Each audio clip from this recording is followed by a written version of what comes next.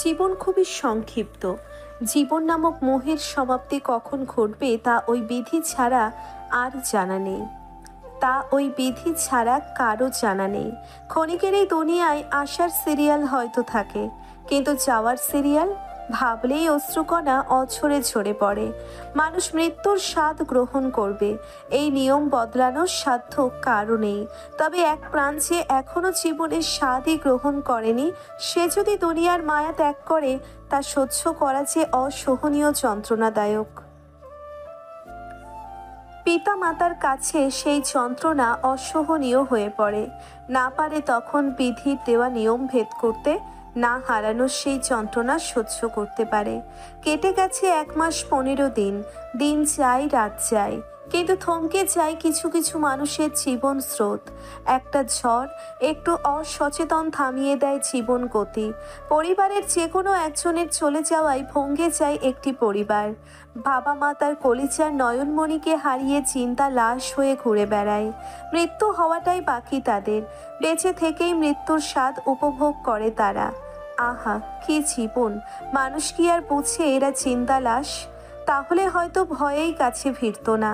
ব্যালকনিতে দাঁড়িয়ে নিজের বোনের কথা ভাবছিল আবির।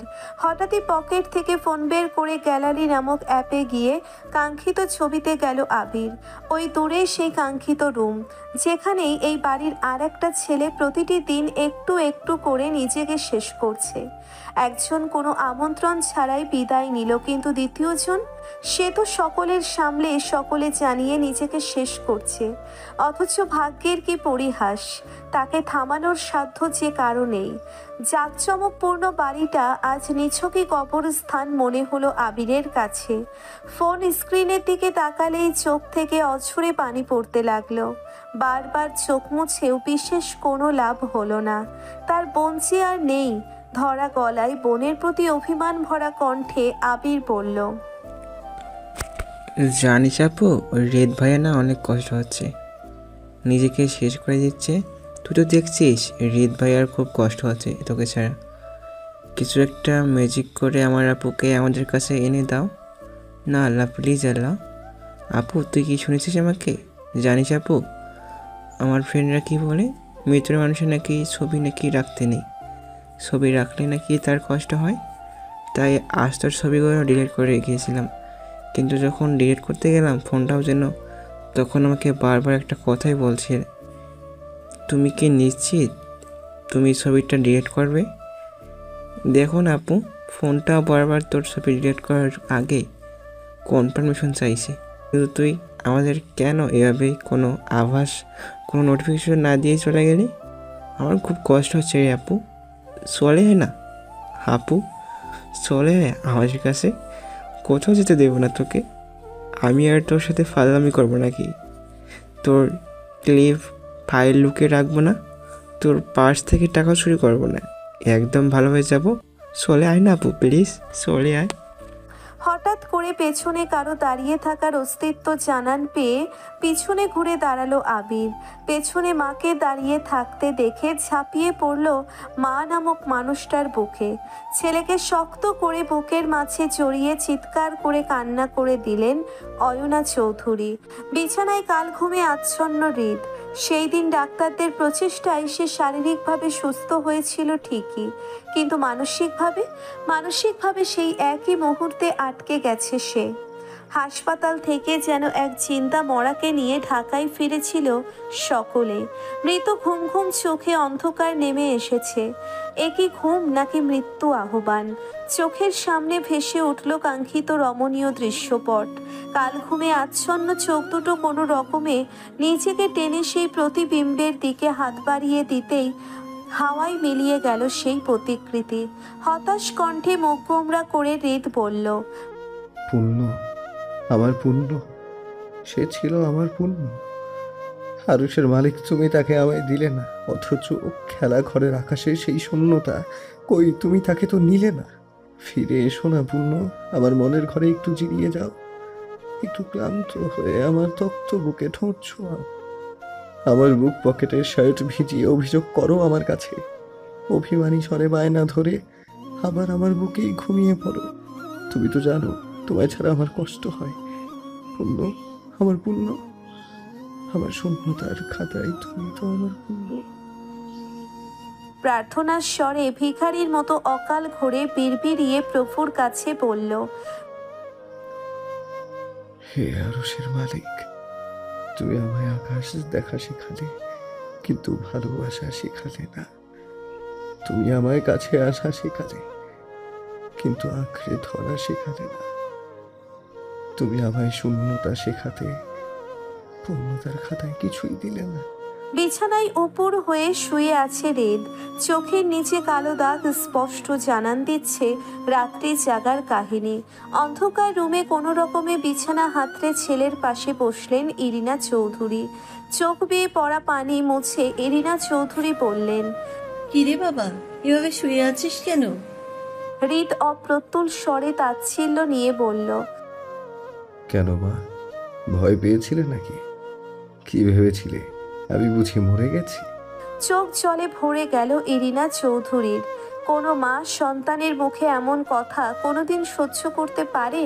অথচ দেখ, আজ তার সেই বিচক্ষণ ছেলেটা কেমন অবুঝপনায় মেতেছে। চোখের পানি মুছে ইরিনা চৌধুরী বলল, এসব কথা বলে না বাবা, এসব কথা শুনলে যে তোমার মায়ের খুব কষ্ট হয়। মুচকি হেসে হৃদ বলল, দেখলে মা, সবাই শুধু নিজের কষ্টটাই দেখে, আমার কষ্টটা কেউ বুঝে না মা। কেন চলে গেল আমাকে ছেড়ে? গেলই যখন, তাহলে আমাকে নিয়েই বা গেল না কেন? কেন আমার কাছ থেকে হারিয়ে গেল সে? ছেলের সাথে কথা বলতে বলতে হঠাৎই ইরিনা চৌধুরী নজর গেল হৃদের গলার কাছটায়। আবছা আলোতে হৃদের ফর্সা মুখটা ফুটে উঠেছে। গলার কাছে ভালোভাবে লক্ষ্য করতেই ইরিনা চৌধুরী বলল, ও বাবা, তোমার গলায় এসব কিসের দাগ? হৃদ বাচ্চাদের মতো ঠোঁট উল্টিয়ে বলল, মা, তুমি ভুল দেখছো, শুধু গলায় না, আমার বুকেও আছে, দেখবে তুমি। হৃদ গায়ের টি শার্টটা সরিয়ে ইরিনা চৌধুরীকে দেখিয়ে বলল, এই দেখো মা, যতগুলো রাত আমি পৃথিবী থেকে দূরে আছি, ততগুলো রাতের চিহ্ন। প্রত্যেকটা রাতে একটা করে ছুরির দাগ বসে আমার এই বুকে। এবার আর নিজেকে আটকে রাখতে পারল না ইরিনা চৌধুরী। ছেলেকে বুকে জড়িয়ে হাউমাউ করে কেঁদে ফেললেন। কিভাবে বাঁচাবেন তিনি তার ছেলেকে? হৃদিকে ছাড়া ছেলেটা যে প্রতিদিন ক্ষয় হয়ে যাচ্ছে। হৃদ ইরিনা চৌধুরীকে এইভাবে কাঁদতে দেখে বলল, দেখলে তো মা, এই জন্য তোমাকে দেখাতে চাইনি, জানতাম তুমি কেঁদে কেটে এক সাগর হয়ে যাবে। ইরিনা চৌধুরী চোখের অশ্রু ফেলতে ফেলতেই বললেন, এভাবে বুকটা কেন আঘাত করছিস বাবা? তুই যে ব্যথায় শেষ হয়ে যাচ্ছিস, এভাবে নিজেকে শেষ করিস না বাবা। এমন কথায় হৃদ যেন মজা পেল, তাচ্ছিল্য নিয়ে বলল, ব্যথা? আমার তো ব্যথা জিনিসটাই নেই মা। তুমি বাইরের ক্ষত বুকটাই দেখলে, অথচ আমার বুকে তো আমার হৃৎপিণ্ডটাই নেই, সেটা দেখলে না? হৃৎপিণ্ড ছাড়া এই দেহে রক্ত চলে না গো মা, সব রক্ত পানি হয়ে যায়, তখন না ব্যথা করে না রক্ত বের হয়। ইরিনা চৌধুরী আর পারলেন না সহ্য করতে। শাড়ির আঁচল মুখে চেপে কান্না আটকাতে ব্যর্থ হয়ে বের হয়ে গেলেন ঘর থেকে। ছুট লাগিয়ে চলে গেলেন অয়ন চৌধুরীর ঘরে। মেয়েকে হারানোর খবর পেয়েই হার্ট অ্যাটাক করেন অয়ন চৌধুরী। সেদিন থেকে বিছানাকে সঙ্গী হিসেবে গ্রহণ করেছেন তিনি। ঠিকমতো খাবার খান না, ঘুমান না, কথা বলেন না, শুধু এক দৃষ্টিতে সকলের দিকে তাকিয়ে থাকেন। কেমন অনুভূতি শূন্য মানবটির ন্যায় শুধু গুটিসুটি চোখ করে চেয়ে থাকে। হৃষ্টপুষ্ট দেহের লোকটি নিজের কন্যাকে হারিয়ে পাথর হয়ে গেছেন। শরীরের ভার ছেড়ে দিয়েছে বিছানার উপর। রোগা রোগা জীর্ণ শীর্ণ শরীর, প্রাণবায়ুটা কোনো রকমে আটকে আছে অচিন খাঁচাতে। তাও বেরিয়ে যাওয়ার জন্যে ছটফট করে চলে প্রতিনিয়ত। বাড়ির বড় বউ হিসেবে এতদিন নিজেকে শক্ত রেখেছেন ইরিনা চৌধুরী। এবার আর পারলেন না ছেলে এমন অবস্থা দেখে। অয়না চৌধুরী তখন স্বামীর পাশে বিছানায় বসে সিলিংয়ের দিকে তাকিয়ে। দৌড়ে অয়না চৌধুরীর কাছে গেলেন ইরিনা চৌধুরী। দুই হাত দিয়ে অয়না চৌধুরীর মুখটা নিজের আঁচলে নিয়ে বললেন, আমি আর পারছি না আয়না, আমি আর পারছি না নিজেকে শক্ত রাখতে। বাড়ির বড় বউ হিসেবে এতদিন তোদের সামনে নিজেকে শক্ত রেখে এবার আর সইতে পারছি না। এবার আর আমি সইতে পারছি না আয়না। আমি আর নিজেকে ধরে রাখতে পারছি না। মেয়েটাকে হারিয়ে ছেলেটা আবার শেষ হয়ে যাচ্ছে। এই যন্ত্রণা নেওয়ার থেকে মৃত্যুও ভালো ছিল আয়না। ইরিনা চৌধুরীর পাগলাপন্ন অবস্থা দেখে কেঁদে দিলেন অয়না চৌধুরীও। জড়িয়ে ধরেছেন বনরূপী বড় যাকে, তাকে শান্ত করতে বললেন, আপা, নিজেকে শান্ত করো আপা। তোমার কিছু হলে আমরা নিজেকে শান্ত রাখবো কিভাবে? চেঁচামেচিতে ছুটে এলো সোহান, আবির, রিকি। ততক্ষণে ইরিনা চৌধুরী জ্ঞান হারিয়েছেন। শান্ত হয়ে মাথা রেখেছেন অয়না চৌধুরীর কোলে। বালিশ এনে বিছানায় ছুঁয়ে মাথায় পানি ঢালতে লাগলেন। আবির গেল ডাক্তারকে কল করতে। রকি এমন অবস্থা দেখে ভয় পেয়ে সোহাকে জড়িয়ে ধরে কাঁদছে। পানি ঢালতে গিয়ে অয়না চৌধুরী হাত কাঁপছে দেখে তাকে বসিয়ে সোহান ইরিনা চৌধুরীর মাথায় পানি ঢালতে লাগলো। কিছুক্ষণ পানি ঢেলে চোখে মুখে পানি দেওয়ার পর জ্ঞান ফিরল ইরিনা চৌধুরীর। ডাক্তার এসে চেক করে গেলেন ইরিনা চৌধুরীকে। যথাসম্ভব স্ট্রেস থেকে মুক্ত রাখতে বললেন সকলকে। সকলে রোবটের মতো কেবল মাথাটা নাড়ালো, আদেও রাখতে পারবে কিনা জানে না তারা। বেলা শেষে খালে বিলে এখন পুরো ফাটা।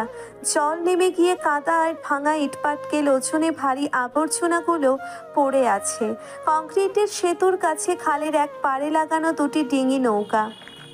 সেতুর নিচ দিয়ে ভাটার হিংস্র টান ঠেলে কেউ কেউ এগিয়ে নিচ্ছে তাদের ক্লান্তিজনক বড় নৌকা। ময়লাযুক্ত মোটা থানের কাপড় মাছিদের কোমরে বাঁধা। মাঝখানে আঁটোসাঁটো হয়ে ভীত মুখে বসে আছে কিছু যাত্রী। সাঁঝের বেলা নেমে এসেছে দিঘির ঘাটে তখন। বেলা একরকম নেই বললেই চলে। ছায়া নেমে এসেছে চারিদিকে। শকুনরা উড়ে এসে বসছে পাতাশূন্য জীর্ণ চরচরে গাছে। একটা শকুন আবার অন্য গাছের দিকে এগিয়ে গেল।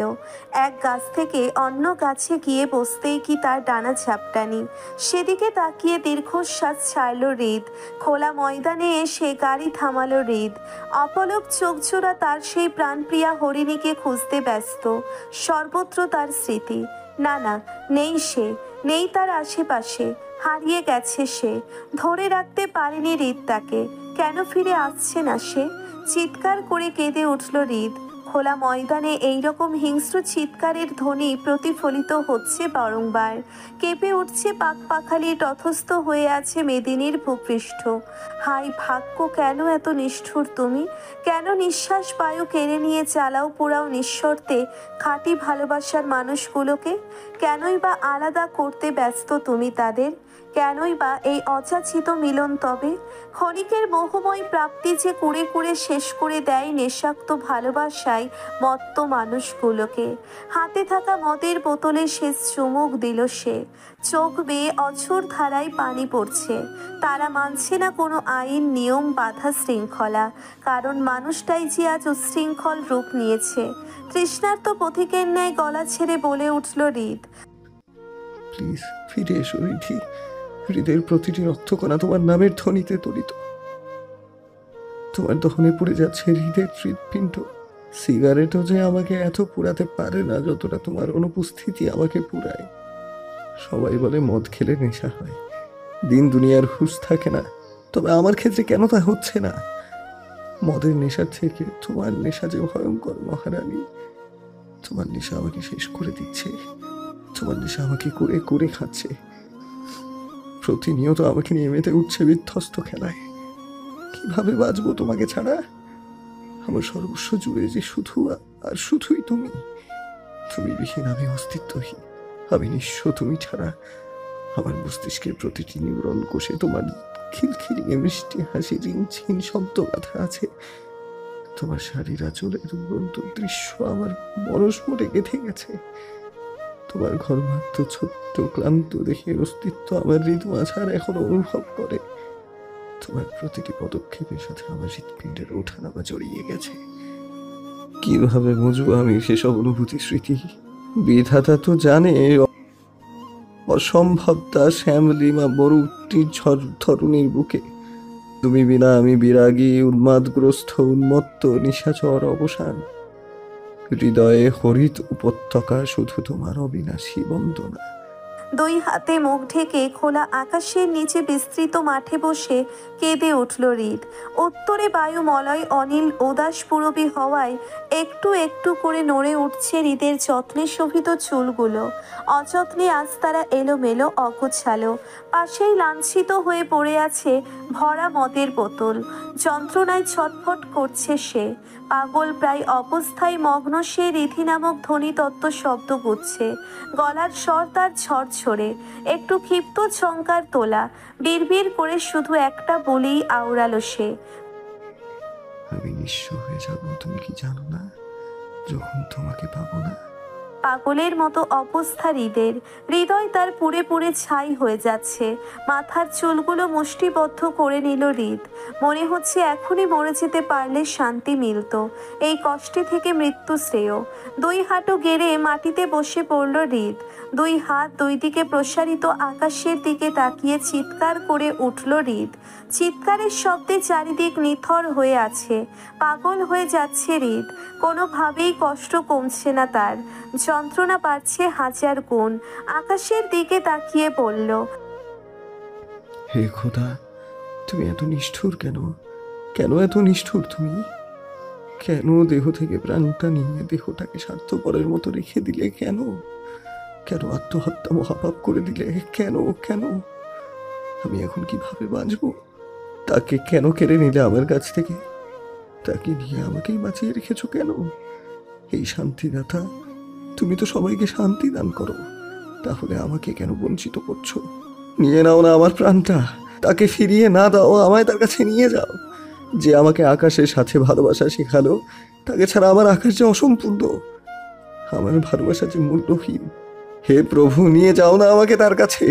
কেন এত নিষ্ঠুর তুমি? কেন? নিচের দিকে তাকিয়ে মাটির দিকে মুখ করে বলল, এই মাটি, আমি তুমি বলো না ওই নিষ্ঠুর খোদা তাআলাকে কেন ভালোবাসার সৃষ্টি করলো? কেনই বা বিচ্ছিন্নতার বিস্ফান করালো? কেনই বা বিচ্ছিন্ন করে দেন এক হাত্থার মানুষগুলোকে? কেন কেন জবাব দিচ্ছ না তোমরা? পরক্ষণেই হা হা করে আকাশ বাতাস কাঁপিয়ে হেসে উঠল হৃদ।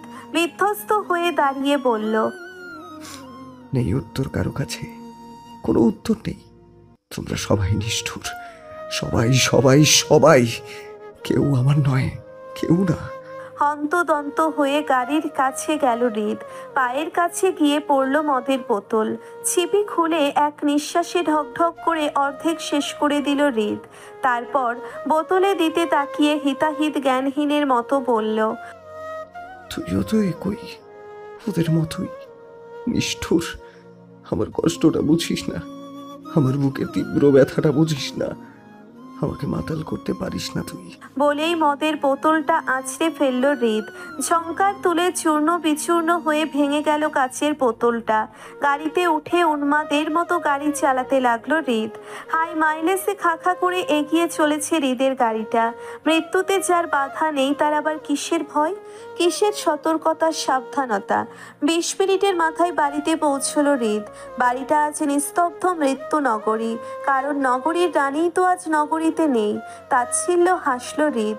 নিঃশ্বাস নিতে যেন কষ্ট হচ্ছে তার।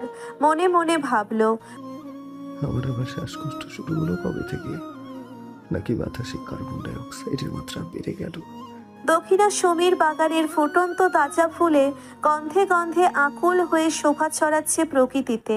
পুষ্পরতিতে লোভে গেছে ঋতুর রজনের নতুন মুকুলে নতুন কুড়ি। মাধবী কুড়ির বুকে হিমগ্ন মলিন হওয়া। অন্ধকার পেরিয়ে ধরণীময় তারা করছে অঘোর বিচরণ। কোথাও ফুটেছে কৃষ্ণচূড়া থরে থরে গাছের মুকুল সরিয়ে খুব নিবিড় করে রাতে আধারের তারা স্পষ্ট। শুক্লপক্ষের একাদশী রাতে জ্যোৎস্না বেশ উজ্জ্বলতা ছড়াচ্ছে। তবুও তার মাঝারে তীব্র বিমুখতা নিয়ে আছে নিশাচর বিধ্বস্ত এক পুরুষ। দীঘল রজনী সে না ঘুমিয়েই কাটিয়ে দিতে প্রস্তুত। সর্বদা নিয়মে চলা বলিষ্ঠ দেহের মানুষটা আজ অনিয়ম দুর্নিবার। ফিনফিনে অন্ধকার আচ্ছন্ন সারা ঘরময়। আগের মতো ভাঙচুর করে নিচের ভয়ঙ্কর রাগের আভাস জানান দেয় না সে। প্রতিনিয়ত ভাঙচুর হচ্ছে তার অন্তরের গহীনে মলিন কূপ। আজ দীর্ঘ 7 বছর পর পুরনো গিটারটা বের করলো সে। ভার্সিটি লাইফে এসবের সাথে ভালোই সম্পর্ক ছিল তার। কষ্ট আনন্দ সবকিছু ভাগ করে নিত গানের তালের সাথে। তবে সিআইডিতে জয়েন করার পর যখন থেকে হাতে বন্দুক ধরেছে তখন থেকে গিটারের সাথে এক অদৃশ্য শত্রুতা গড়ে উঠেছে হৃদের সাথে। আজ সেই পুরনো কষ্টের সঙ্গী অদৃশ্য শত্রুকে নিয়েই বসেছে হৃদ। গিটারের দিকে তাকিয়ে বলল, দেখি তোর পুরনো সেই জোর আছে কিনা। হয় পুড়িয়ে দে, না হয় শান্ত করে নিভিয়ে দে। গিটারের তারে ঝংকার তোলার চেষ্টা করলো হৃদ। বার কয়েক ব্যর্থ হলো সে। পুরনো অভ্যেস চর্চার অভাবে ভুলতে বসেছে আজ। যতবার ব্যর্থ হচ্ছে তত ক্ষিপ্ত হয়ে উঠছে হৃদ। শেষ পর্যন্ত অব্যর্থ চেষ্টার ফলে সফল হলো হৃদ। হাতের সাথে গলায় সুর তুলল হৃদ সেই প্রিয়দর্শিনীর নামে। এখন বাতাসও জানে ঘটে যাওয়া সময়ের মানে। এখন বাতাসও জানে ঘটে যাওয়া সময়ের মানে। যত অজানা ইলিউশনে সে যেখানে আমি সেখানে, তবু মনে মনে একখানে কনফিউশন মাঝখানে। যত অজানা ইলিউশনে সে যেখানে আমি সেখানে, তবু মনে মনে একখানে কনফিউশন মাঝখানে। ব্যাস আর গাইতে পারল না হৃদ। গিটারের তারে হাতের আঙ্গুল কেটে গেল তার। সেদিকে তাকিয়ে হাসল হৃদ। যন্ত্রণা, যন্ত্রণা, যন্ত্রণা। চারিদিকে শুধু একটাই শব্দ। মেঝেতে বসে বিছানায় মাথাটা এলিয়ে 2 হাত 2 দিকে দিয়ে রেখেছে হৃদ। দৃষ্টি তার উপরে সিলিংয়ের দিকে। গুণের হিসেবে বড় এক সূক্ষ্ম বুদ্ধিধর প্রাপ্তবয়স্ক পুরুষটা আজ হৃদি বেদনায় জর্জরিত। তার শরীর মন আত্মা ফাগুন হাওয়ায় শিমুল বনের নবপল্লব রাশির মতো কেঁপে কেঁপে আলো ছায়ার রংমশাল বুনতে উদ্দীপ্ত। আগুনের স্ফুলিঙ্গের মতো চলছে সে। তার বাম হাতের মুঠোয় নতুন ধারালো ব্লেড। হালকা আলোতে ঝলমলে করে উঠল সেটা। ব্লেডটা ডান হাতে নিয়ে সোজা হয়ে বসল হৃদ। ছোট্ট একটা ব্লেড, দেখতে ক্ষুদ্র হলেও কারো প্রাণবায়ু নিয়ে নিতে সক্ষম। মুচকি হাসল হৃদ। ব্লেডটা ডান হাত দিয়ে ধরে মুখে হাসি রেখে বাম হাতের শিরা বরাবর চাপ দিয়ে শিরা কেটে ফেলল হৃদ। ব্যাস, অবাধে রক্ত গড়িয়ে পড়ছে ধবধবে সাদা টাইলসের পিছল মেঝেতে। ব্লেডটা ইতিমধ্যে রক্তে ভরে গেছে। আবার ধারালো ব্লেড দিয়ে নিজেকে আঘাত করতে গেল হৃদ। শরীরের কোষগুলো কি তার নির্জীব হয়ে গেল? আজ কোনো রক্তকণা আর মস্তিষ্কের নিউরনে ব্যথার উদ্দীপনা দিচ্ছে না। সব কিছুর থেকে যেন ভিতরের যন্ত্রণাটা তীক্ষ্ণভাবে অনুভব করল হৃদ। চিৎকার করে উঠল হৃদ। চোখ দুটো যেন ঝাপসা হয়ে আসছে। হাত থেকে মেঝেতে পড়ে গেল ধারালো ব্লেডটা। টকটকে লাল রক্তের দিকে তাচ্ছিল্যের দৃষ্টিতে তাকালো হৃদ। পাগলের মতো ছটফট করে বলল, please Ridhi, come my side. Please come now. My heart bleeding for you. I deeply love you. I dangerously need you. I always remember you. My heart, my mind cannot forget your memory. I'm madly missing you, Riddhi. I'm desperate for you. I cannot share my sadness, my happiness without you. Please come, my heart. Please come fast. You always live in my heart. I love you eventually. শরীরে ক্ষতের দাগটা কালশিটে পড়ে গেছে। চেহারায় রোগা রোগা ফ্যাকাশে ভাব। মারণ ঠেকাতে ফুরিয়ে আসছে যেন তার জীবনী শক্তি, যার একমাত্র সঞ্জীবনী রস রিধির পানে গাথা। পাংশুটে দেহখানি মেঝেতে গড়িয়ে পড়ল। পাষণ্ড শান্ত তীক্ষ্ণ মেজাজের বলশালী সেই শক্তপোক্ত দেহটা আজ রিধি নামক জ্বরে পড়ছে। অন্তঃস্থলের নিভু নিভু দ্বীপটা যেন নিভে গেলে শান্তি মিলত তার। ঈশ্বর তন্দ্রার ঘোরে শিউরে ওঠে হৃদ, চোখ দুটো এখনো কম্পনরত। ছেলের চিৎকার শুনে ঘরে প্রবেশ করে ইরিনা চৌধুরী। হৃদ কাউকে তার ঘরে আসতে দেয় না। ঘরের দরজা খুলতেই একটা বৃষ্টি ছাঁচালো গন্ধ এসে নাকে বিঁধল ইরিনা চৌধুরীর। শাড়ির আঁচল দিয়ে নাক ঢেকে নিয়ে ঘরে প্রবেশ করলেন তিনি। সর্বদা মদ সিগারেট থেকে দূরে থাকা সেই নিয়মে বাধাগ্রস্ত ছেলেটা আজ নেশাগ্রস্ত। তবুও সে রিধি নাম জপতে ব্যস্ত। রিধির শব্দ তার জিহ্বার অগ্রভাগে গাথা। ঘরে ঢুকে সুইচ চেপে লাইট অন করতেই ঘরটা দৃশ্যমান হলো ইরিনা চৌধুরীর নিকট। চারিদিকে সিগারেটের টুকরো পড়ে আছে।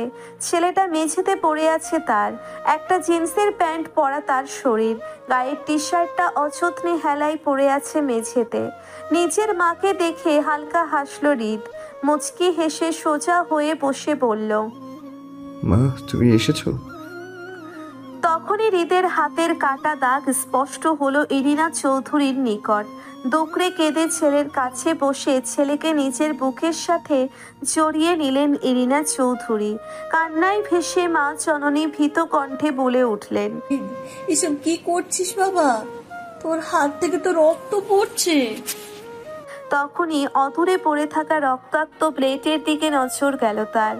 ডান হাত গিয়ে ছেলেকে ধরে বাম হাত দিয়ে চেপে ধরল ক্ষত স্থান। হৃদ ডান হাত দিয়ে মায়ের চোখের পানি মুছে দিল। ম্লান হেসে ছোট্ট বাচ্চাদের মতো মায়ের কাছে অভিযোগ করে বলল, মা তুমি এসেছো? রিধি কেন আসে না মা? রিধিকে ছাড়া আমার বুকের ভেতরটা ফুলে যাচ্ছে মা। আমার নিঃশ্বাস আটকে আসছে। আমার মাথায় যেন কেউ পেরেক ঢুকিয়ে দিচ্ছে। পাগলের মতো লাগছে আমার। চোখ দুটো যেন সূক্ষ্ম আলোতে জ্বলে যাচ্ছে। ফুসফুসটা যেন কেউ নিজের হাতের মুঠোয় শক্ত করে ধরে আছে। চারদিকে রিধির স্মৃতি ভাসছে। এই হাত দিয়ে আমি রিধির সাথে একসাথে চলার প্রতিজ্ঞা করেছিলাম। এই হাত দুটো দিয়ে নিজের গলা টিপে দিতে ইচ্ছে করছে। এই কষ্ট থেকে আমাকে মুক্তি দাও না গো মা।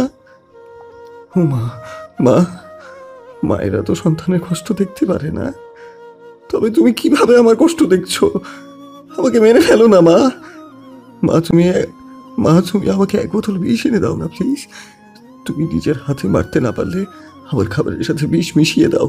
আমাকে এই কষ্ট থেকে মুক্তি দাও। আমি শান্তি চাই। আমি রিধিকে চাই মা।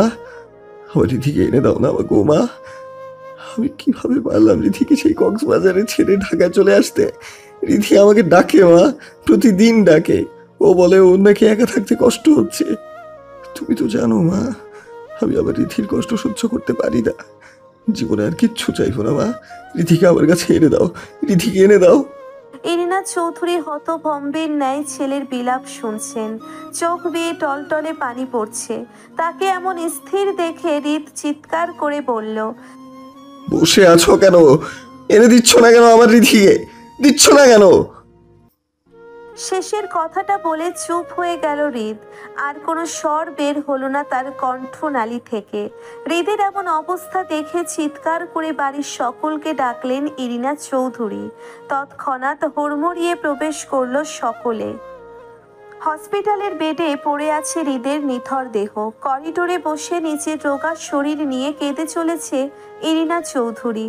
নীলিমা চৌধুরী তাকে জড়িয়ে সান্ত্বনা বাণী দিচ্ছেন, তবে তা কাজে দিচ্ছে বলে মনে হচ্ছে না। কেবিনের দরজার সামনে ছোট্ট কাজ দিয়ে হৃদের কালশিটে পড়া ক্ষতবিক্ষত বুকটা দেখে শাড়ির আঁচলে মুখ ঢেকে কাঁদতে লাগলেন অয়না চৌধুরী। আবির এসে মাকে শান্ত করানোর চেষ্টা করলো। ততক্ষণে 2 ব্যাগ রক্ত এনে ডাক্তারের হাতে দিল সোহান আর আশিক।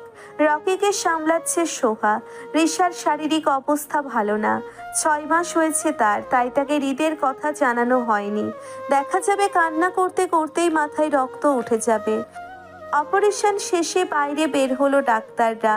বুকের প্রতিটি ভাঁজে ভাঁজে সেলাইয়ের দাগ হৃদের। সার্জিক্যাল ব্যান্ডেজে সম্পূর্ণ বুকটা লেপ্টে আছে। আহা শুভ্রতা, এ কেমন শুভ্রতা তোমার!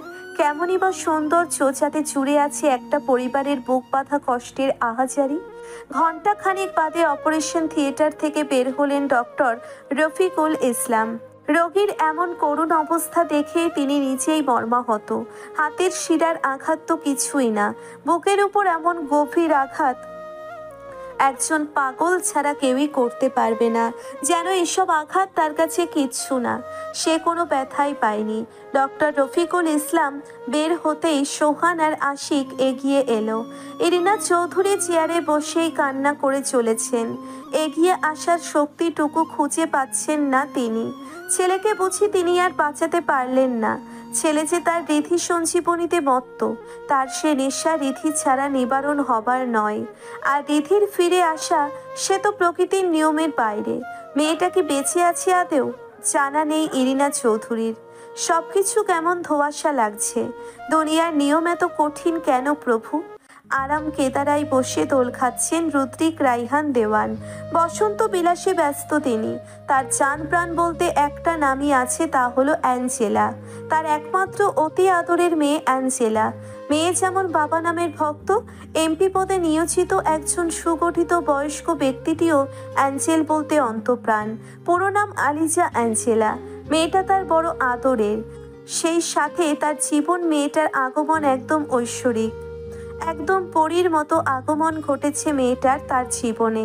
তাই শখ করে নাম রাখেন আলিজা অ্যাঞ্জেলা। পরনে তার ধবধবে সাদা লুঙ্গি আর ফতুয়া। একজন ক্ষমতাশালী মানুষ হলেও তিনি নিতান্তই সাধারণভাবে থাকতে পছন্দ করে। তবে তার সাধারণত্বই তাকে অসাধারণ করে তুলেছে। মেয়ে তার সুদূর ইউকেতে। বিশেষ কিছু কারণেই মেয়েকে নিজের থেকে দূরে রেখেছেন রুদ্রিক রাইহান দেওয়ান। সেটা হয়তো রাজনৈতিক কারণ কিংবা ব্যক্তিগত শত্রুদের লেজ থেকে মেয়েকে বাঁচানোর পন্থা মাত্র। মেয়ের পাঠানো হাতঘড়ির দিকে তাকালে দেখা পেল এখন সময় দুপুর 3টা। মেয়ের দেওয়া ঘড়ির দিকে তাকালেই মনে পড়বে সেদিনের কথা।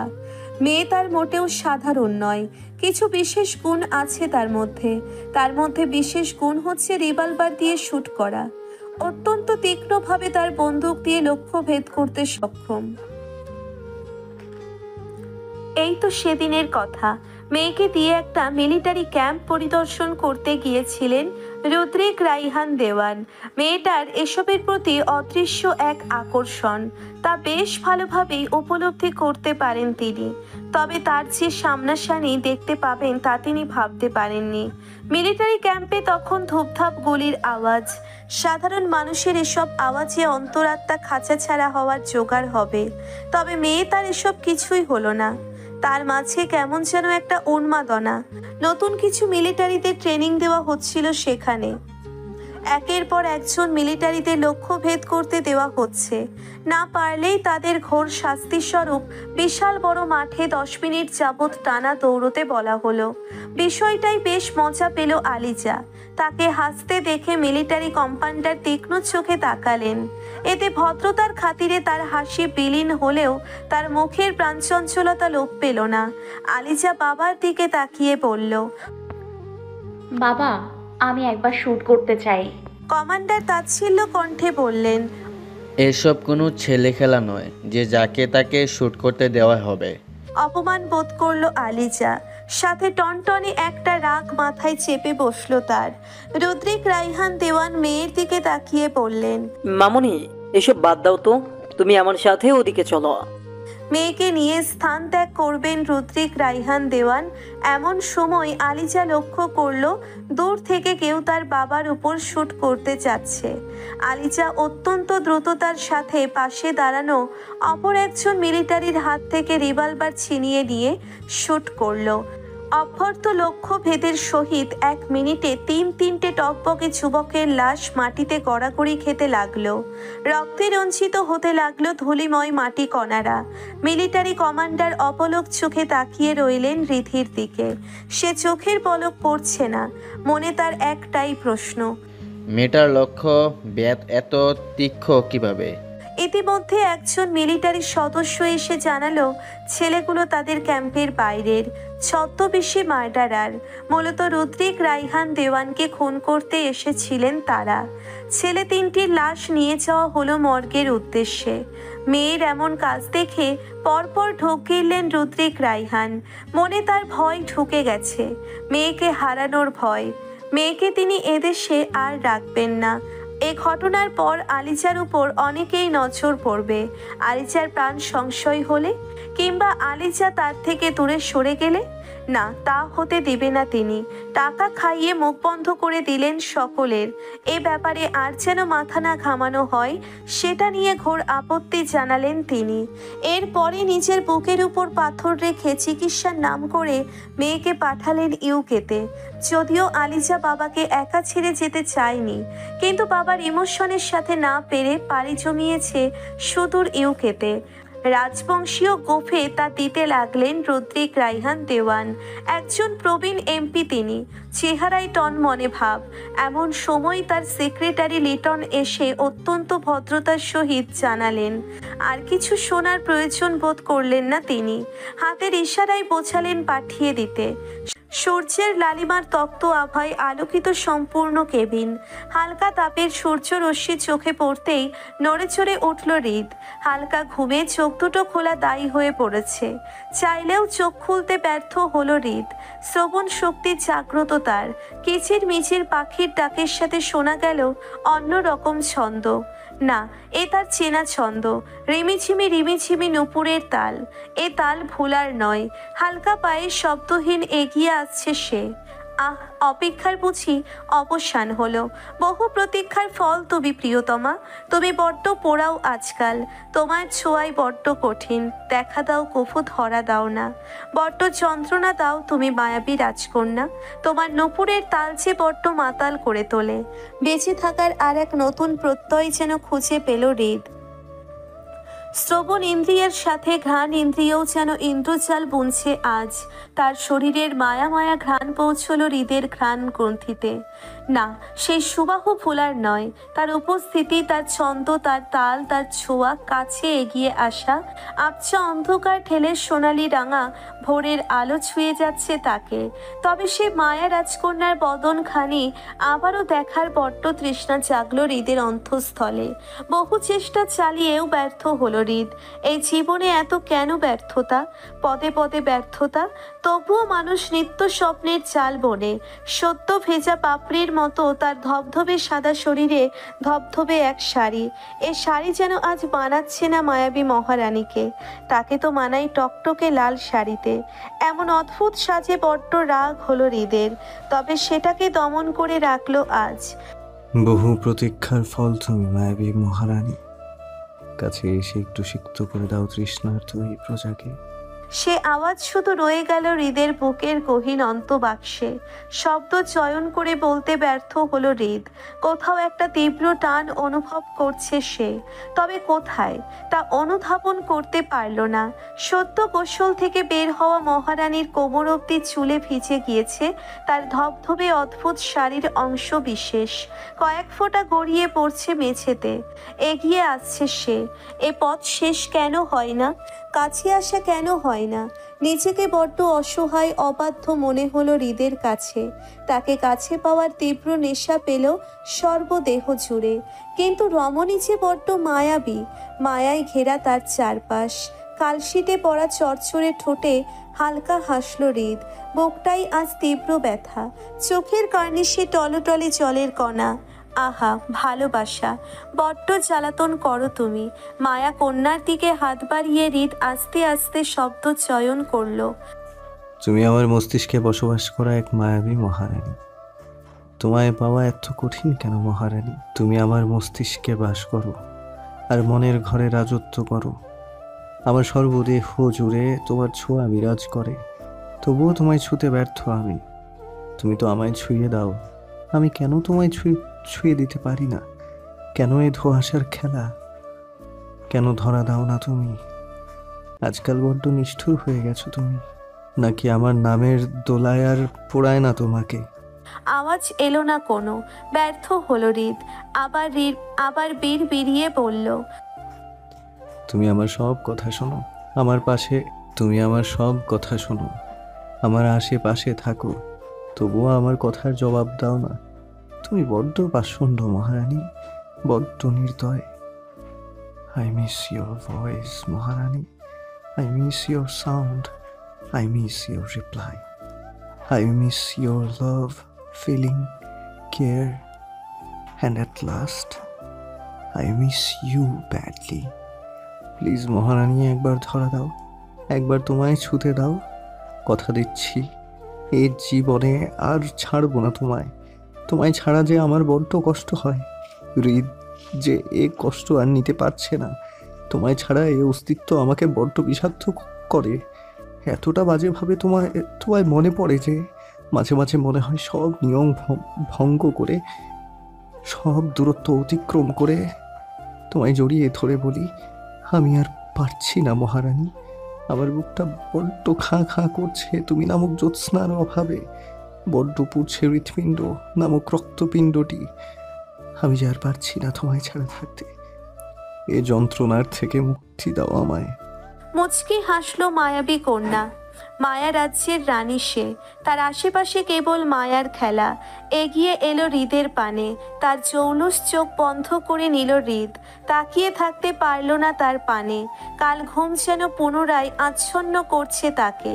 না না, এমন ঘুম যে ছিন্ন করে দেবে তার কাছ থেকে তার মহারানীকে। সিক্ত ঠোঁটের আবেশ পেল হৃদ, দোলা লাগলো দেহে, সঞ্জীবনীর ছোঁয়া পেল দেহে।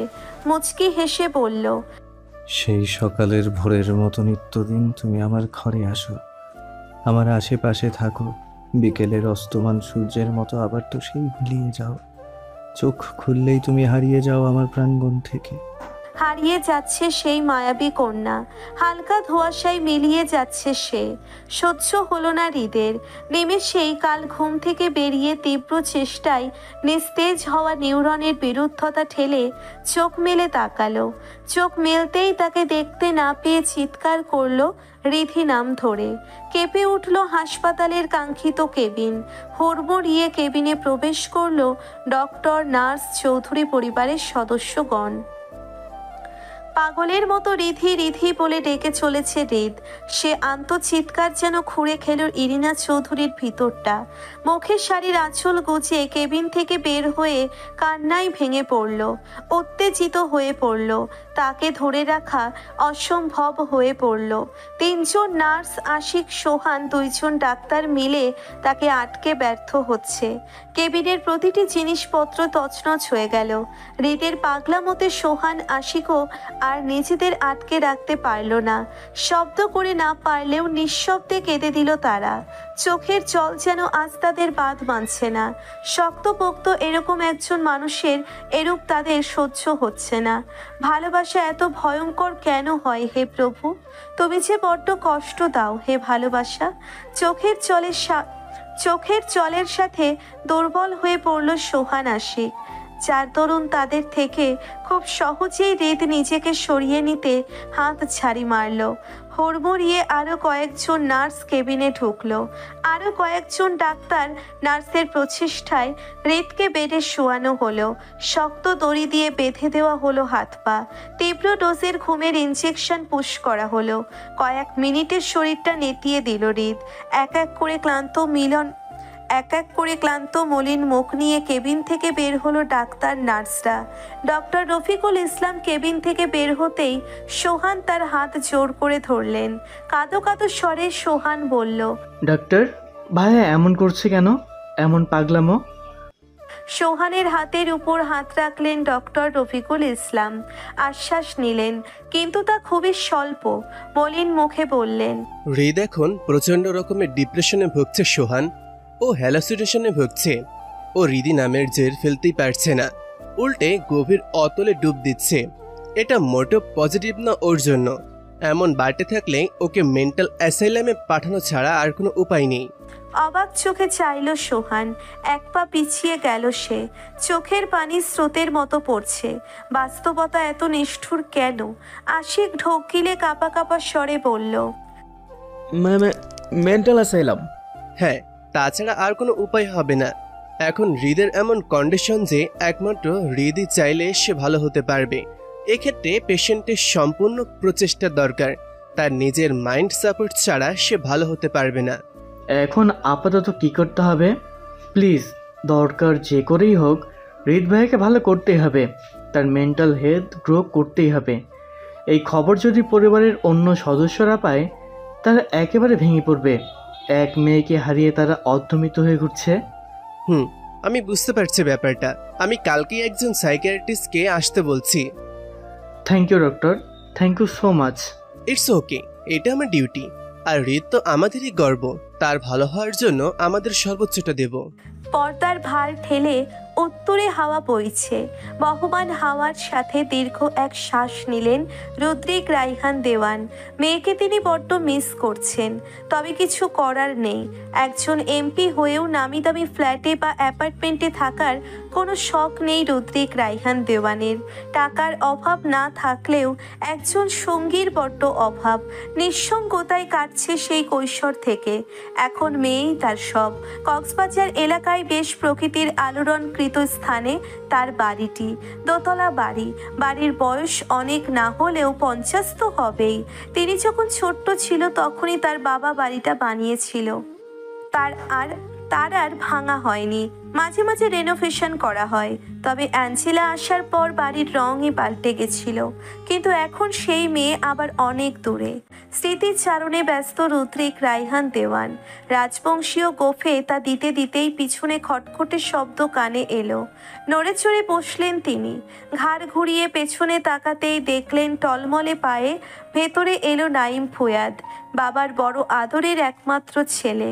তবে বাবার অতি আদরে লাই পাওয়া ছেলে আজ উচ্ছন্নে যাওয়া এক কীট ছাড়া কিচ্ছু না। এক কীট নরকের নয়, বিষাক্ত এই সমাজের অন্ধকার গলির পরিবারের একমাত্র ছেলে। বংশে প্রদীপও বলা হয়। তার তরুণ ছেড়ে ফেলতে পারেননি রুদ্রিক রাইহান দেওয়ান। তার সকল অন্যায় আবদার মেনে নেওয়া ছাড়া উপায় অন্ত পান না তিনি।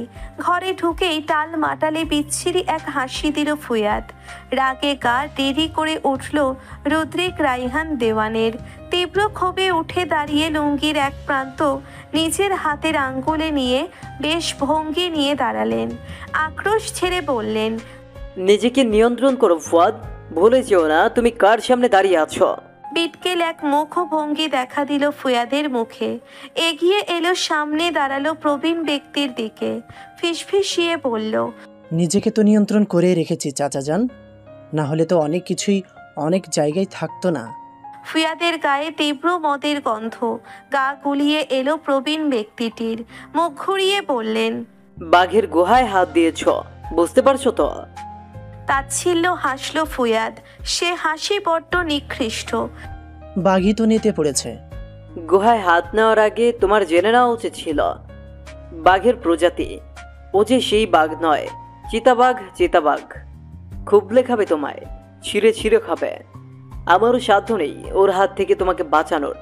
তীব্র রাগ হলো ফুয়াদের। নরকে গায়ে চলন ধরেছে, রাগে গায়ে চলন ধরেছে। হাত বাড়িয়ে জানালার ধারে ফুলদানিটা ছুঁড়ে মারল।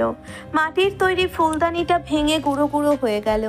সেদিকে তাকিয়ে রুদ্রিক রাইহান দেওয়ান চিৎকার করে বললেন, ফুয়াদ, নিজের সীমায় থাকো। দাঁত কিরমিরিয়ে ফুয়াদ বলল, নিজের সীমাততে আছি চাচাজান, তাই আপনি কথাগুলো বলার পরও এখনও শ্বাস নিচ্ছেন। আপনাকে সম্মান করি, তাই বলে আপনার যা তা কথা মেনে নেব না। আসল সত্যকে যা তা ভেবে ভুল করো না ফুয়াদ। চিতাবাঘের ধর্ম কি জানো? কথাটা বলে ফুয়াদের দিকে তাকালো রাইহান দেওয়ান। প্রশ্নবোধক দৃষ্টিতে সেদিকে তাকালো ফুয়াদ। মুচকি হাসলো প্রবীণ ব্যক্তি। বেশ আয়েশ করে আরাম কেদারাতে বসে বলল, যেন তেন চিতাবাঘ নয়, আঘাতপ্রাপ্ত চিতাবাঘ। একদম পাগলা হয় তারা। নিজের শত্রুদের এক চুলো ছাড় দেয় না তারা। হয়তো ক্ষণিকের জন্য শত্রুদের শ্বাস নেওয়ার সময় দেয়, কিন্তু তাদের শেষ নিঃশ্বাস ত্যাগ করিয়েই শান্ত হয় তারা। তখন তাকে আটকানো অসম্ভব। বয়স হয়েছে তো, ভেবে দেখো কথাগুলো। সময়ের স্রোত থেকে শেখা, আমার অভিজ্ঞতা থেকে বলছে। হনহনিয়ে স্থান ত্যাগ করলো ফুয়াদ। সে দিয়েছে তীব্র এক শ্বাস ফেললো রাইহান দেওয়ান। এই শ্বাস সুখের নয়, হাজারো না পাওয়ার, হাজারো আহাজারির, যা শব্দে প্রকাশ করা যায় না, শুধু দীর্ঘশ্বাস হয়ে বের হয়। আপন বড় ভাইয়ের ছেলে ফুয়াদ, বড় আহ্লাদের ছিল সকলের। কিন্তু ওই যে নেশা মানুষকে কই থেকে কই নামিয়ে আনে। হোল নাইট পার্টি, আড্ডাবাজি, চাঁদাবাজি, মেয়েদের টিস করা, সিগারেট, মদ, গাঁজার করাল নেশা ধরে বসে বাবার আহ্লাদে লাই পাওয়া ছেলেটিকে। হুট করেই একদিন একবারে পুলিশের হাতে ধরা পড়ে। টাকার জোরে সেদিন বের হয়ে এসেছিল। বাড়ি ফিরতেই একমাত্র ছেলের উচ্ছন্নে যাওয়া নেমে নিতে না পেরে অসময়ে অবাধ্য ছেলেকে শাসন করতে গিয়েছিলেন ফুয়াদের বাবা। হাত তুলতে যায় ছেলের গায়ে। নেশায় বোধ ফুয়াদ সেদিন বাবাকে ধাক্কা মেরে সরিয়ে দেন। তীব্র কষ্টে সেই দিনই হার্ট অ্যাটাক করে মারা যান ফুয়াদের বাবা। অসময়ে স্বামীর চলে যাওয়া আর ছেলের এমন বেপরোয়া ভাব মেনে নিতে পারেনি ফুয়াদের মা। তীব্র মনোকষ্টে স্বামীর মৃত্যুর কয়েক মাস পরই মারা যায় ফুয়াদের মা। তারপর না চাইতেও ফুয়াদকে নিজের খেয়াল রাখেন। সমাজের একজন সম্মানীয় ব্যক্তি হয়েও নিজের ভাইয়ের ছেলের সকল অন্যায় ঢেকে রেখেছেন, মেনে নিয়েছেন সব। টাকার জোর যে সব পারে, রক্তের টানে হেরে গেছেন বারবার, ভেঙে পড়েছেন সহস্রবার। চোখ বুজে নিলেন তিনি। সংক্ষিপ্ত এ জীবনের কতই না চাওয়া পাওয়া। সকাল 5টায় অপারেশন থিয়েটারের স্বচ্ছ কাজ দিয়ে ভিতরে উকি দিল ইরিনা চৌধুরী। তাকে ধরে আছেন অয়না চৌধুরী। একটু দূরে ইটের টাইলস করা দেওয়ালে মাথায় হেলান দিয়ে আছে সোহান। করিডোরে চেয়ারে বসে আছে আবির। সারা রাত অত্যন্ত প্রহরীর ন্যায় জেগে আছেন সকলে। তবুও ঘুমের লেশমাত্র নেই কারো চোখে। চোখে মুখে কেবল আর কেবল চিন্তার ছাপ। ভয় ভীতিতে এক এক অন্যরকম হিতকর পরিবেশ। হৃদের বুকে করা সেলাই স্টিচ কেটে তক্তকে বৃষ্টি রক্তটা ফেলে হচ্ছে। এই অবস্থায় জ্ঞান থাকলে হয়তো সেই ব্যক্তি ব্যথায় নীল হয়ে যেত। রক্তে রক্তে লালিমায় খেলা করছে সার্জিক্যাল তুলো। ড্রেসিং শেষে ক্ষতপ্রাপ্ত স্থানে এক প্রকার অয়েন্টমেন্ট লাগিয়ে দেওয়া হলো। কয়েক ঘন্টা পর জ্ঞান ফিরল হৃদের। ইরিনা চৌধুরী এসে সযত্নের বেশ আদরের সহিত খাইয়ে দিলেন ছেলেকে। একমাত্র চক্ষের ধন বলে কথা। খাওয়া শেষে কেমন চোখ লেগে এলো হৃদের। এমন সময় পর্দা ঠেলে ভিতরে ঢুকলেন বিখ্যাত সাইকিয়াট্রিস্ট আশরাফুল রহমান। বয়স দেখতে হৃদের সমানই, বেশ জনমনে। দেখে বোঝার নয় তিনি একজন সাইকিয়াট্রিস্ট। তার পিছন পিছন কেবিনে ঢুকলে ডক্টর রফিকুল ইসলাম। হৃদের দিকে তাকিয়ে সহাস্যে বললেন, তো এখন কেমন ফিল করছি অ্যাংম্যান? হৃদ সৌজন্যমূলক হাসি হাসল, কেবল জবাব দিল না। হয়তো দিতেই চাইল না। তবে হতাশ হলেন না রফিকুল ইসলাম। চোখের দৃষ্টি নত করে হৃদের বেডের পাশে চেয়ারে বসলেন রফিকুল ইসলাম। রসিকতার ছলে বলল, এভাবে বেডে শুয়ে থাকলে চলবে অ্যাংম্যান? তোমাদের এখন দৌড়ানোর সময়, এখন শুয়ে থাকলে চলবে বলো? নবীনদের সারথি তোমরা, সমাজকে কীটমুক্ত করার হাতিয়ার তোমরা। তোমাদের এভাবে বেডে মানায় না। এবারেও জবাব দিল না হৃদ। তবুও কিছু বললেন না রফিকুল ইসলাম। এক দৃষ্টিতে চেয়ে আছে হৃদ, যে কিচ্ছু শুনেনি। হৃদের এমন ব্যবহারে ইরিনা চৌধুরী এবং আয়ন চৌধুরী অসহায় চোখে তাকালেন। আশ্বাস দিলেন রফিকুল ইসলাম। চোখের ইশারায় কেবিন থেকে বের হতে বললেন। কয়েক সেকেন্ডে কেবিন খালি হয়ে গেল। রয়ে গেছেন শুধু আশরাফুল রহমান এবং হৃদ। তাদের রেখে চলে গেলে রফিকুল ইসলাম নিজেও। এত কিসের চিন্তা করো হৃদ? এত কিসের চাপ দাও মাথায়? কি এত ভাবো? কি সমস্যা হৃদ? ডক্টর আশরাফুলের কথায় বেশ মজা পেল হৃদ। সাইকিয়াট্রিস্টরা বোধ হয় এমনই হয়। তবে বিশেষ তলিয়ে ভাবার চেষ্টা করলো না। অপলক চেয়ে বলল, মস্তিষ্কের ভেতর কিসের যন্ত্রণা তা কেবল আল্লাহ ছাড়া কাউকে বোঝানো সম্ভব না। আল্লাহ ছাড়া আমার ভেতরের খবর কেউ বুঝবে না, আর না আমি বোঝাতে চাই। আমার চোখের নিচে কালি দেখে কেউ ভাববে আমার ঘুম হয় না। আবার আমাকে দূর থেকে দেখলে মনে হবে আমি মৃত্যু ঘুমে আচ্ছন্ন। একমাত্র আমি জানি আমার ঝলসে যাওয়া চোখের কষ্ট, যন্ত্রণা, চোখের পাতা এক হতে না পারার অসহনীয় পীড়া। মাঝে মাঝে খুব দমবন্ধকর লাগে, মরে যাওয়ার মতো যন্ত্রণা হয়।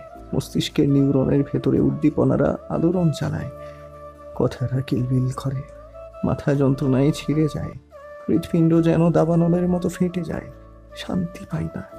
তুমি তো ম্যাচিওর হৃদ, সবকিছু বোঝো। সবকিছু বোঝার পরও সবাইকে কেন কষ্ট দিচ্ছ? তোমার সাথে তোমার পরিবারে ভালো থাকা জড়িয়ে আছে। একটা ডিপার্টমেন্টের সকলে তোমার দিকে অধীর আগ্রহে চেয়ে আছে। কবে তুমি তাদের মাঝে ফিরে যাবে? তোমার এসব অবস্থানা বানায় না। ডক্টর আশরাফুলের কথার মাঝে হাত উঁচিয়ে ধরলেন হৃদ। হাতের ইশারায় থামতে বললেন, Rishad Chowdhury Hrid, the great ACP Rishad Chowdhury Rid, তুমি তো ম্যাচিওর। ম্যাচিওর। তাচ্ছিল্য হেসে স্বর ধীর করে বললেন। ম্যাচিওর শব্দটা তীব্র ঘৃণায় উচ্চারণ করলো হৃদ, যেন সে এমন ম্যাচিউরিটি চাই না, ঘৃণা করে এমন ম্যাচিউরিটি। গাঢ় স্বরে অবহেলায় বলল, আমি ম্যাচিওর এই একটা শব্দের পেছনে লুকিয়ে আছে হাজারো না বলা শব্দহীন আর্তনাদ, যা কেউ শুনতে পায় না, না কেউ জানে। মাঝে মাঝে মনে হয় চিৎকার করে বলি, চাই না আমি ম্যাচিউরিটি, চাই না আমি ম্যাচিউরিটির বোঝা বইতে, চাই না সবসময় সবার দুঃখ প্রয়োজনকে বুঝতে, চাই না সমস্ত দুঃখ কষ্ট না পাওয়ার বিষাক্ত বিষ হাসি মুখে গিলে নিতে। ভালো লাগে না আমার স্ট্রং হয়ে থাকতে। আমিও তো রক্তে মাংসে গড়া মানুষ, কষ্ট আমারও হয়, হাউ মাউ করে আমারও কাঁদতে ইচ্ছে হয়, কিন্তু আমি পারি না। কেন পারি না জানেন ডক্টর? আমি তো ম্যাচিওর, আমাদের উচ্চবৃত্ত সমাজের সো কল্ড ম্যাচিওর। আমাকে তো নিজের আগে সবারটা বুঝতে হয়, তাই না? কিন্তু কেউ আমাকে বুঝায়নি। দুনিয়া ঘৃণা জন্মে গেছে আমার বেঁচে থাকার প্রতি, এই দুনিয়ার প্রতি, দুনিয়ার মানুষগুলোর প্রতি। দু চোখ সচল হয়ে এলো আশরাফুল ইসলামের। পকেট থেকে টিস্যু বের করে চোখ মুছে নিলেন। সামনে শুয়ে থাকা ছেলেটির কথার মধ্যে কিছু তো একটা আছে, হয়তো বাঁধ ভাঙা কষ্ট যা খুবলে খাচ্ছে তাকে, তবে বুঝতে দিচ্ছে না সে কাউকে। এই যে এত তিক্ত কঠিন শব্দগুলো উচ্চারণ করেও সে কেবল নির্মল, যেন সে অনুভূতিহীন এক পাথরে প্রতিকৃতি মাত্র। চোখ দুটো তার খটখটে, কথার বিপরীত ফের কিছু বলার মতো খুঁজে পেল না তিনি। আজ এই প্রথম কোনো রোগীর কাছে এসে লেজে গোবরে হয়ে গেলেন তিনি। হৃদ সেদিকে তাকালেন। হৃদের চাহনিতে থতমত খেলেন ডক্টর আশরাফুল রহমান।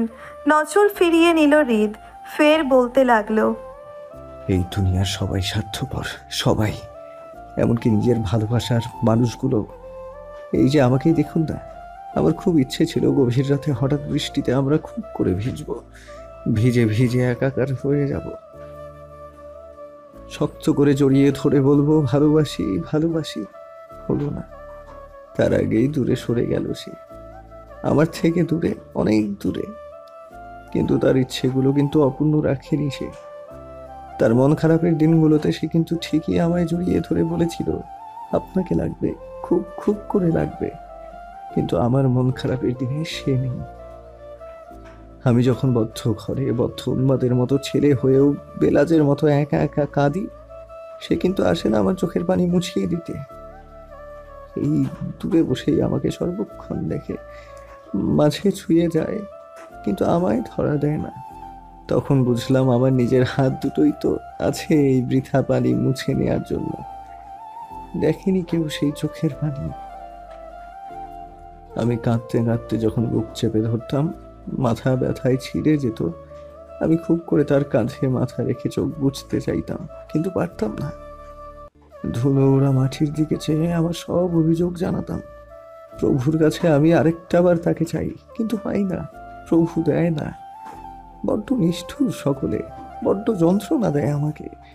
সে ভেঙে গড়িয়ে গেলে আমায় জড়িয়ে বলল, আমার আপনাকে লাগবে। শত ব্যস্ততায় বৃষ্টির দিনে মন খারাপের সময় সে বলতো, এখনই আমার আপনাকে লাগবে।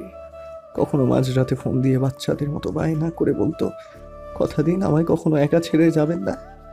আমি তো আমার কথা রেখেছি। সে কিন্তু ঠিকই আমাকে একা রেখে চলে গেল। সে নিজেরটা ঠিকই বুঝলো, আমারটা বুঝলো না। ভালোবাসা তুমি বড্ড স্বার্থপর, তার প্রমাণ তো আমি নিজে। সে আমাকে ভালোবাসেনি তা না, সেও আমাকে ভালোবেসেছিল, গভীরভাবে ভালোবাসা ছিল। তাই তো নিজের জীবনের পরোয়া না করে বোকামেটা শাস্তি দিতে আমায় বাঁচালো। আমি তাকে ভালোবাসি এক বুক সমুদ্র নিয়ে, আমি এখনো তাকেই ভালোবাসি। ভালো হয়তো সবাইকে বাসতে পারে, তবে এক বুক সমুদ্র সবার বিষাক্ত যন্ত্রণা নিয়ে খুব কম মানুষই ভালোবাসতে পারে। আমি এমন করেই জীবনের শেষ নিঃশ্বাস অবধি তাকে ভালোবেসে যাব। সে যে আমার খুব শখের মায়াবী মহারানী। কোথাও না কোথাও সে তো আমার সাথেই রয়ে গেছে, আমার অনুভূতিতে, আমার দুঃখ কষ্ট কিংবা চোখে জলে, কখনো অসম্ভব যন্ত্রণায়, আবার কখনো মন খারাপ করে গাওয়া প্রতিটি গানের লাইনে, ছন্দে, তালে, সুরে, গীতিতে। মাঝরাতে মৃত্যু সম শ্বাসরুদ্ধকর বুকের ব্যথায়ও সে আছে, কখনো এক বুক ভরে নিঃশ্বাস নেওয়ায় সে আছে, কখনো অন্ধকার ঘরে কাল ঘুমে আছে। এমনকি আমার দুঃস্বপ্নেও কেবল সে আর সেই আছে, একমাত্র তার অস্তিত্ব। ডক্টর আশরাফুল অপলক চাহনিতে চেয়ে রইল। কেউ ভালোবাসায় এতটা উন্মাদগ্রস্ত হতে পারে, কেউ এতটা গভীরভাবে আর একটা মানুষকে ভালোবাসতে পারে। সে তো সাধারণ মানুষ না, হৃদের মনকুঠুরির মায়াবী রাজকন্যা। সত্যি বড্ড মায়াবী সে। চোখে জল পড়া বন্ধ হয়ে গেছে আশরাফুলের, তবে চোখের কার্নিশে ঝরে যাওয়া চোখের জলের দাগটাই রয়েই গেল। কোনো রকমে ফিনফিনে গলায় বলল, রিদ, আমি কি বলবো? আমি তোমার কথা আগে শুনেছি, পেপার পত্রিকায় তোমাকে দেখেওছি, কিন্তু ব্যক্তিগতভাবে কখনো দেখা হয়ে ওঠেনি। আজ সত্যি আমি তোমার ফ্যান হয়ে গেলাম।